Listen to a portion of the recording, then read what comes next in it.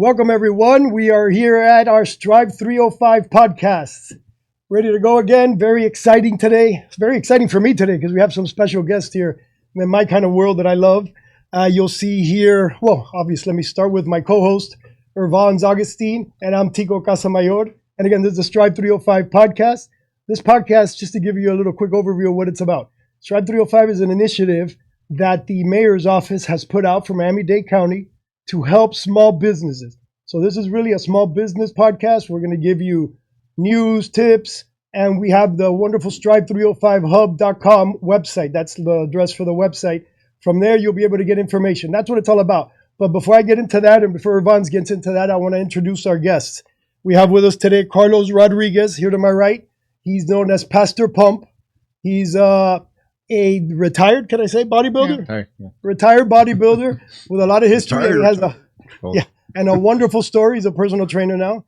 And then to his left, we have Fello Cambronero.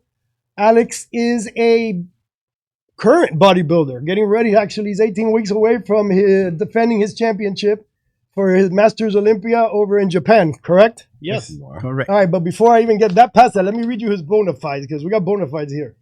Like I said, he's a current Olympia Masters champion. He's an 8-time champion.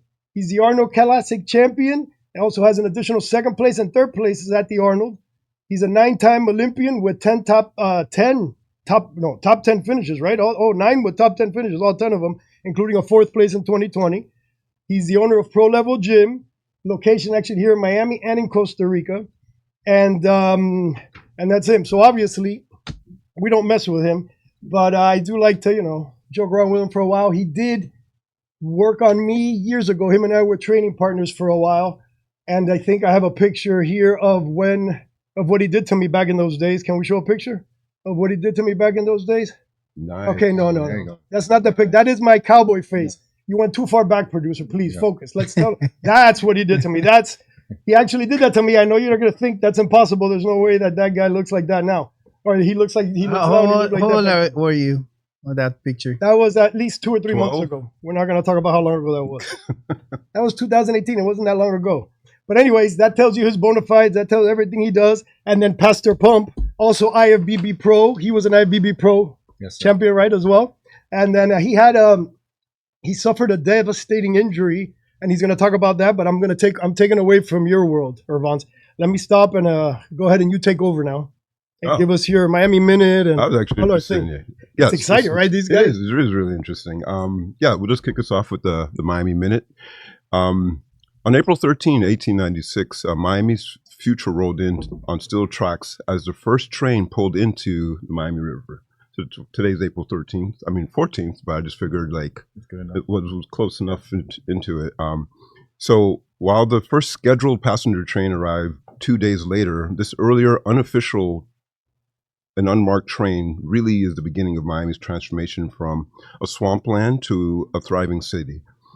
Thanks to Henry Flagler's bold extension of the FEC Railway from West Palm Beach, it really sparked a change in evolution in the South Florida area and to the city that we have today. And Miami was incorporated April 28th, a couple weeks later. So that's how the Magic City got started. A couple days around, how is Miami today? I have to go look that up. But in any case, that's the Miami Minute. I know Hialeah is 100 years old. I don't know Miami. Sorry. Yeah, there's a lot of centennials today.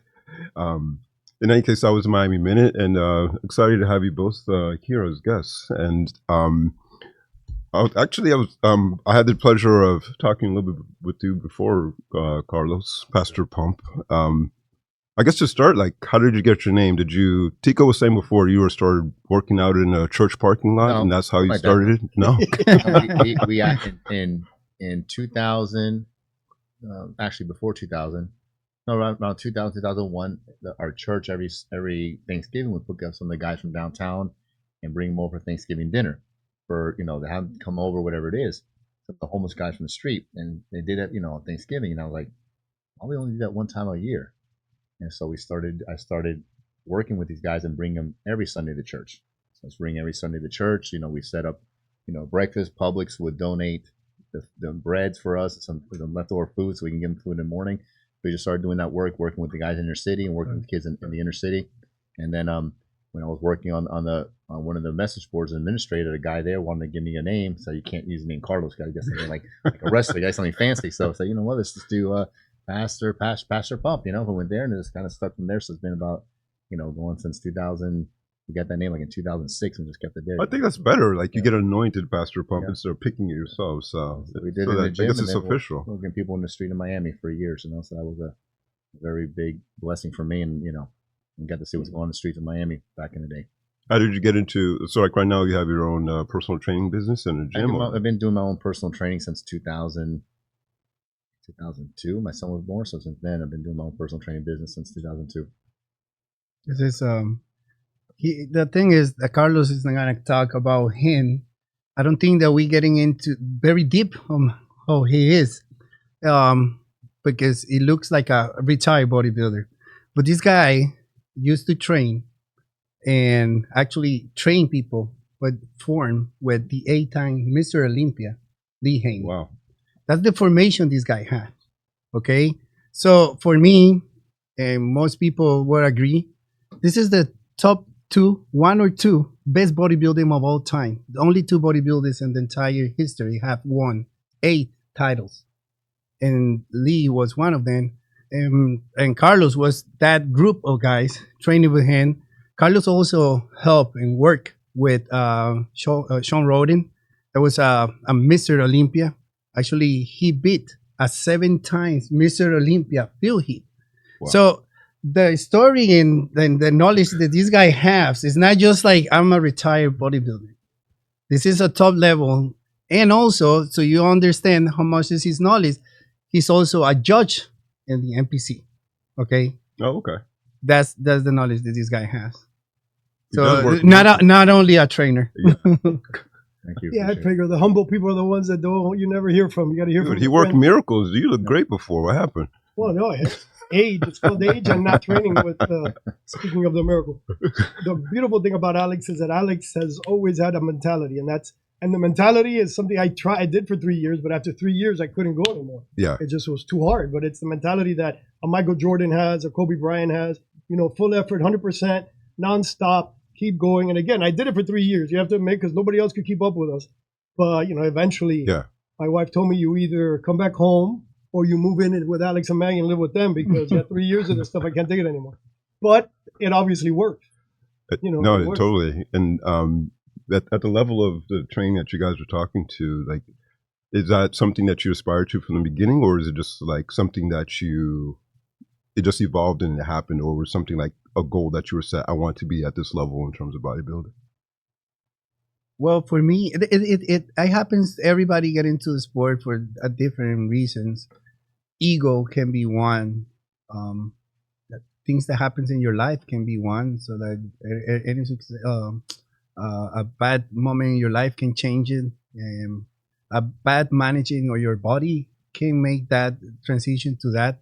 In my case, was insecurity of a kid that weighs 134 pounds, and moving to Miami. It's really hard to be noticed when you have no something fancy to show off, or a body, or known by something. Yeah. So moving to this place, not attending school, for me was like just hanging around. Like I had no friends, nothing. So I have to involve with something. Something that caught my attention when I was in South Beach working was like how much attention the physical appearance of somebody that I take from the people around. I was working in a restaurant called Larry's on the Beach, very known restaurant, and I was looking for myself, my own persona, and I see that. How do I call my attention doing these things? This is Miami, right? So I was like, Miami is so big for me, so it's so fancy. But my decision was like, okay, that's gonna see my way to be noticed in the society. How do I gonna attract friends? I'm not talking about women. No, really friends, somebody to talk. I have to do it this way. That's the most attractive that I see. You have cars, you have everything going on the beach, and it attract, but nothing beat a body or somebody, women or men. So I was like, that's gonna be my tool. Yeah. To be noticed and succeed in this city. Yeah. and I was like, I'm gonna be the best body in South Beach. And it was hard because there were no mangoes and all these places. All those guys had those bodies, and it was a point of like, I'm gonna do it, and I couldn't stop. So I get that. I had the best body in South Beach. Maybe it's just Oh, you got the best body in the world for the Masters Olympics. I was about- That's just about like, to say that. we'll pass South Beach, you know? That's a good time. We can show a That's picture definitely, now. that's a different, Pass South Okay. Beach. The Alex definitely picture, next level. let's show him at the at one of his competitions. No, let me see. There we There you go. go. That's the Arnold there. There we go. I think I was at that one. That's the one he won. Wow. He looks kind of cute there. yeah, that was my tool to like being noticed. But I knew that bodybuilding doesn't give you as much money into like use that as your future, as financially future. So what I was like doing since the beginning was forming my own enterprise, my knowledge about things. In that case, was gyms. On the business side of it? Yes, on the Yeah. business side. I'm not a social media. I can express myself the way as most people because I'm very personal in my own thing. So, but I had ideas. I have a body of work that can match many of stuff like that. So I use bodybuilding in order to put my name out there, like people can trust that I open a gym. It was like I go into If I can that achieve gym this, because I can compete with money.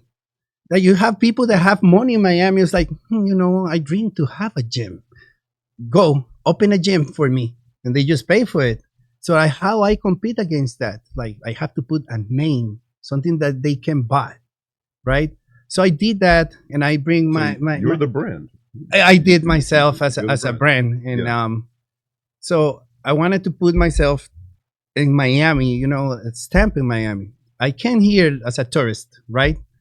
I fall in love with the city. Like I had no idea. Like my colors are the Miami colors. Like I fall in love and I want to stay here. So how do I build? But at the same time, because once you stay here, you become an illegal, right? How do I pay society and to form that I am a value asset to this society? I'm gonna be the best bodybuilder in the world. I'm gonna represent when they introduce me. Somebody have to say from the USA, the defending Arnold Classic champion is me. I represent in the United States. I paid that something, and then Miami. Well, I mean, if you can correct me, but I don't see anybody in Miami have ever won in bodybuilding more titles that I have won. Nobody in the history of I Miami. think beyond Miami too. I don't think there's that many. No, There's Miami, only no. like two. Because Miami, we have a lot of local heroes that win a lot of local shows, Right. and they give credit to these guys, but they kind of get lost in the guys that go to the next level. Yeah. And it's a little different, Yeah. guys that go to the next level, just not just winning a local show, but Yeah. actually go to a pro level and actually be successful is very, winning a national show is hard. Winning a pro show at that level is different, Yeah. It's not just winning a show everybody's good in Florida, you're beating everybody from the world, Right. which is a different level of competition. How do you guys balance running a business and also competing or training others at the same time? Or you as a trainer, like you used to compete as well. Yeah. At the with Lee Haney and other folks at that level, like how did you manage your own business of being a trainer and then also still training yourself? Well, he just said, he's a brand. Yeah. When you're in the industry, it attracts people to what you're doing. Right. So when you're, it's like I always said before, back in the 90s when all the pyramid schemes had started. You remember that, And you see somebody driving a Ford Escort, call me if you want to make money. I'm like, well, I'm obviously not calling you to make money because You're in a you Ford have money, you're Escort. gonna be driving a Ford Escort. No offense, you drive. God bless you, wherever Yeah. you are financially. I drive a Hyundai, Right. so it don't make a difference. But but it's like if you're gonna follow somebody to get something, you want to make sure that person has what you're trying to get. You know what I mean? Right. So Right. why am I gonna follow somebody to give me something they don't even have themselves? And so you are your brand. So when you're being successful and you're doing well, it attracts people to what you're trying to do. So the pressure's on you to do it. So you can't let go of yourself. Because if you let go of yourself, then you're not going to get the business. So your balance is your hunger to be mhm, successful on all fronts. Yeah. Like you said, competing doesn't make you money. What makes you money is how you sell your brand and what you're doing. That's what's going to bring you your income. Yeah. So when you understand that, you keep that balance. I got to be good at what I do, and that's my pressure, so I can be good at what I'm doing on the side here to pay for what I'm doing. Yeah. So these elements, it's interesting, and I think that what it brings to mind for me is the level of commitment and the mindset that you guys have to take yourselves and your brand to the next level, to compete at the level that you do and to achieve it, and then consistently, because it's not like you did it once or twice, like 15 years. That's right. Gotta go. What elements of your mindset do you apply to also running and elevating the business side of what you guys are doing or your brand? Because there's a level of consistency and things you have to focus on and push yourself. How do you balance that, for you? I think this is a skill that you learn, and the skill means is you pick in your team. First of all, you have to pick a team. Once you have a team, and I'm not talking about this guy. Well, I'm talking about your team as your wife, can be your mom or your sister. Once you pick a team, you delegate, responsibility to everybody, so you can deal with older things. In my case, I'm not as good to balancing things, okay? But I'm very good to pick my team and delegate the responsibilities that I'm gonna need for me to be so reckless of what I will gonna do in order to win. I know Carlos for years, so that's another difference. And I can be successful. I've been successful in my gym, but not because of I'm very good to maintain that and I doing different things. Carlos has been doing pastor. He's been doing a dad. He's been doing bodybuilding, judging, coaching, all this stuff at the same time. I'm not that good. I cannot do that. I cannot do half of these things, So what I'm doing is I have my wife, and that's my thing. And I have my coach. I leave my responsibilities and things so delicate in the business, that we have, so I can concentrate in competing. But when I'm doing this, it's very scary because you're gonna lose all sense of what is going on in your surrounding. Yeah, Okay, babe. Singular focus on that. Yes, yeah. I'm gonna put my brain in something else. So I'm gonna recklessly the gym in Costa Rica. The gym over here is gonna be reckless. I'm not gonna pay attention to the numbers. I'm not gonna pay attention to the schedules. I'm not doing that. Are you ready? Yes, I'm ready. Boom. And all the responsibility falls on her. Yeah. So I can continue doing this thing. Now he explained, I have to work on the brand. Yeah. So sometimes you already financially good to not competing, but in order to be relevant, you have to do it. And there's some sacrifice to doing those things. Like not only that psychologically it's really hard to retire, but also because you have to be relevant until you get to a point that your business running in different ways. So, that's the balance that I have, but he have a different balance and things like Tico have like different balance. Yeah, I was curious about that too. That's very important for any business. Yeah. To see what is your strengths and your weaknesses. Like my strength is to be focusing one thing 100% crazy, no excuses, like focus on that to death. Yeah. Now, I cannot be in three things. I have to be focused on this one. I don't have the ability. My wife have the ability. So I just pass it to them. There's some guys that have the ability to do everything. I can second that, by the way, about his wife, because I know her very well, a very long time. And she grinds 10 times as hard as he does when it comes to all the work that she does and everything she does behind the scenes, just so you get an idea. But it allows him to put his focus and his mentality, which is, again, your Mamba mentality and his Jordan mentality, because it does require complete and total focus and giving everything else up for that. To be him, to be that what he is, you have to give everything else up. And his wife balances him out with all the other stuff. So if I brought her up here and showed it to her right now, you could see she's in better shape than he is. And that's not even from working out that much. That's just from all the work she does behind the scenes. Yeah, she's running around. Okay, now that we are into the business side of it, so let's talk a little bit about the Strive305, because that's why we're here. What are some issues that you guys have had with the business side in the past that if Strive305's website existed now, we would have those answers for you? because that's our job. Our job is to promote the website, let everybody know that it's out there.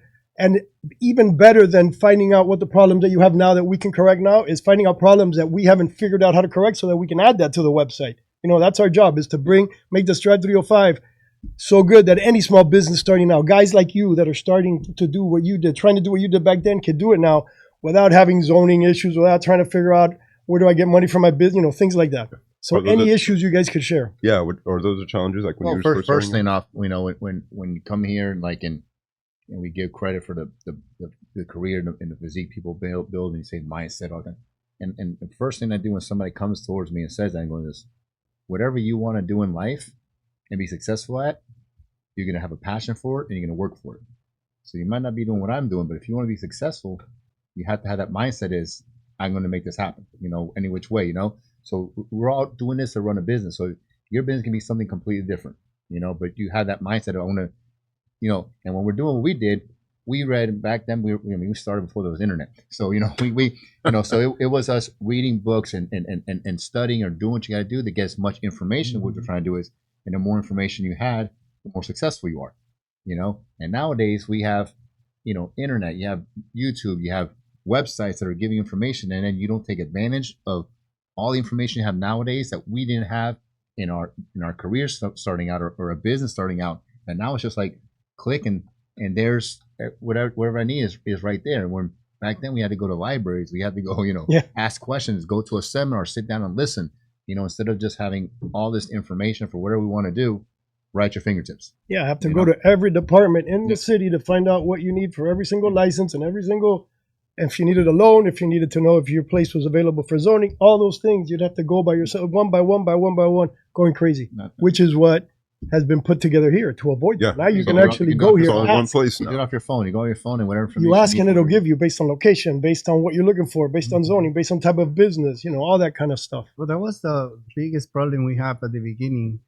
It was actually just like getting permits and stuff like that. What I think, like what happened to us, and that how the way we manage and the help that we have from the owners, and we able to open the gym. But I think that most people, they're just trying to open any business. Like I'm not talking about just the gym, any business, and you take 6 months to get the like permits, and you paying that place. Yeah. You paying the rent for like 6 months, and then you have to deal with people that are like, they just cancel because of the weather or like, you know, like whatever. So easy. That was very frustrating for me. And the only reason we actually opened the gym, thanks to like the owner, because we were like, okay, we can, you know, like we give everything that the county is asking me, is everything is there. Like, no, not approved. But let me see what I can see to not open the gym. Yeah. You know, the last thing they changing a wall, like a wall. It was there for like the entire thing. Like I changed the wall and I told the owner, I cannot open this thing. No. And he was like, listen, don't pay me the rent until you get your permits. You start paying me the rent. And the only reason he did that because Maggie and I just remind him and his wife going like starting the business, you know. But that's like something really like important. Like I don't know, to like speed up the process, have everything. I don't know if I didn't even remember we have everything like, but we always do things like that. So I don't think that we're missing anything. But it's such a break point in your business just to start the business. Mm-hmm. It's like the ability to open, actually open. Once you open, you have to deal that you don't sell. So you have to maintain that, but you have 6 months paying rent for free, like fixing the place for like, you know, I don't know, like waiting for, and we all know, I don't want to talk bad, but like waiting for nothing. It's not wrong if it's true. I mean, you that's know, what happened. like you're just waiting for nothing. Now, open the gym. So I'm gonna give you that. Like we're in like Pinecrest in that area for South Miami, right? What district is that? Commission district? This is true. District 7. District 7? Oh, okay. Raquel Regalado's district. Oh, okay. I think, yeah, we had that up. Yes. Raquel Regalado, We District 7. have like really good relationship. They don't bother. They help. Like it's everything is, but once it's open, now the business is not a problem with the city. It's actually very, very good. Like you have a good relation with that. Now is the problem with the banks. How do you grow? Like Right. I've been open for 13, 14 years. And it's like I have never have a loan. I have to So like you never had a loan since you've been open? never we would apply for loans and my credit is perfect. We have open for 13 years. Did they ever tell you why So you didn't it's like- qualify, or Like listen, I can get from the results and things like that because they don't explain that much. right? They Right. don't explain that much. I always qualify for PayPal loans. Mhm. The PayPal loans give you $30,000, $40,000. Do you know how much do you pay a week? $1,000, mate. Can you imagine that? What do you buy with that? like, yeah, I give you $40,000. How much is the payment? $1,000. Good. I'm doing it a week. Yeah, anybody knows that. Like you can check. You can check. So, but when we have we remodeling the gym, we bought some new, and that was like 2020. And by the time 2020, the chipping, and instead of $7,000, it was $7,000 the chipping. What it goes from $7,000 to $20,000. So I have to take $40,000. I have 2 containers with all my machines. Nobody gave me a no. I couldn't qualify for none of anything. the commercial banks that you were going to. But I think that's one of the things on the Strive305. They do have different types of banks, like CDFIs, where sometimes it is more amenable to working with small business than others. That many times the commercial banks won't give you a loan. But that's really interesting, and to be in business that long and to be able to accomplish everything you did and still not be able to successfully get a loan is crazy. That chipping we pay in with PayPal. Well, $1,000 a week, man. I don't know if you guys have Well, that on, that's- on the website. If you guys have access or help for that kind of situation for people, that There are 100%, CDFIs and resources on there, and I think that's one of the things it's good to hear and to know because they can add more. But there are CDFIs and specific loans like the RISE loans and others, Dade County Credit Union and Federal Credit Union, that they There are even have those grants. times. There's grants that'll pop up that people Right. don't know about. Mom and pop grants. The that are out specific there. time grants that you don't. It helps for the grants you don't have to pay them back, and the different county commissioners offer them. So even if it's small, it all adds up and it helps. Yeah. Before we run out of time, I want to get to Pastor Pump here because he had 2 things I want to talk about. Number one was the event that's coming up. I'll let you talk about that in a second. And also his story. We can't get into it too deep, but his story he had, from what I heard this whole documentary yesterday, he had a heart condition, right? That's correct. I don't want to. Yeah. So it was a heart issue that caused him to be in the hospital 40 days. Look what he looked like. I want you guys to see when he came out of the hospital what he looked like. I only show you this for inspiration. 170 pounds, I believe he got down to. I had bulked up to 180. I was Oh, back you in were the at gym 180. that point. I was bulked So up. yeah, to so he was 180. 10 pounds lighter than this when he got heavy out. already. I was heavy already. I was training for a month already. Could not walk. Had to learn to walk. Had to use his hands again. Everything. All right. This was from the heart condition. And he brought himself all the way back Yeah, I to competing again. didn't know what I had and got me. Yeah, so no excuses. I just put that out there because I want everybody to know that there's never an excuse, and you could always come back whether you want to start for the first time, whether you're overweight, whether you just want to do what Alex did. Well, that's in you know? business as well. It's whatever. If you have a desire, passion, you make it happen. So people are watching you. Yeah. So that's, And you have no excuses either because you got Strive305 now. It's going to help you with all the little nuances that end up killing businesses and don't let them start. Now you have that as a resource to make sure you get off on the right foot. Tell us about your event that you're doing. like you said, Lee Haney, 8-time Mr. Olympia. He was also chairman of physical fitness under President Clinton. So he was there in the White House for eight years working, as far as the fitness programs for the United States. So then just a bodybuilding event. It's a fitness event, So you get your bodybuilding info, nutrition info, but just also functional training. So he'll be down here May 5th, May 10th, coming down here. So we're looking forward to that. At the Empire Gym that's on I don't have the address in front of me. It says on the website. Empire Gym, yeah, okay. Empire Gym there, and so he'll be there. So looking forward to that. So Yeah, you're promoting that on your Instagram, right? Which is at Carlos Pump at Pastor_Pump. Pastor_Pump. Yep.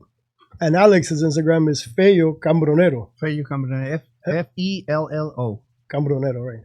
And what's mine? Does everybody know mine? That's important that you know mine. Tico. At Tico Casamayor. BuenoGente.com? No. Tico Casamayor. At Tico Casamayor. It used to be Pimp Daddy, but my wife made me change. Not good for politics to have that on there. Yeah, right. For home politics, it doesn't work.